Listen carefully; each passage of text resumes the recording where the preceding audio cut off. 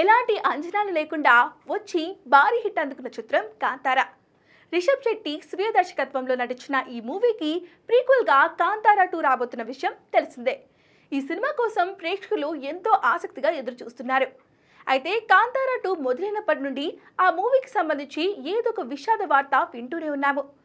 ఆ మధ్య బస్సు ప్రమాదం, రీసెంట్గా జూనియర్ ఆర్టిస్ట్ కపిల్ ప్రమాదవశాత్తు నీటిలో మునిగి మరణించడం, ఇక ఇప్పుడు కాంతార 2లో కీలక పాత్ర పోషించిన నటుడు రాకేష్ పూజారి గుండెపోటుతో కన్నుమూశారు. కన్నడ, తులు భాషల్లో పలు చిత్రాలలో నటించి మెప్పించిన రాకేష్ కాంతార 2లో తన పాత్రకు సంబంధించిన సీన్స్ ఇటీవలే పూర్తి చేసినట్లుగా సమాచారం. అయితే రాకేష్ తన స్నేహితుడి పెళ్లి వేడుకకు హాజరవగా మెహందీ ఫంక్షన్లో ఉన్నట్లుండి గుండెపోటుతో కుప్పకూలారు.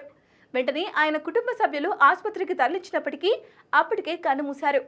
దీంతో రాకేష్ మృతి పట్ల కాంతార 2 హీరో రిషబ్ శెట్టి, నిర్మాణ సంస్థ హోమ్లే ఫిల్మ్స్ ప్రతినిధులు సంతాపం వ్యక్తం చేశారు. మిత్రమా, మళ్ళీ జన్మించు.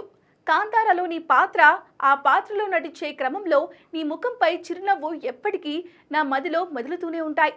నీ లోటు ఎవ్వరూ తీర్చలేనిది అంటూ రిషబ్ శెట్టి ఎమోషనల్గా పోస్ట్ చేశారు.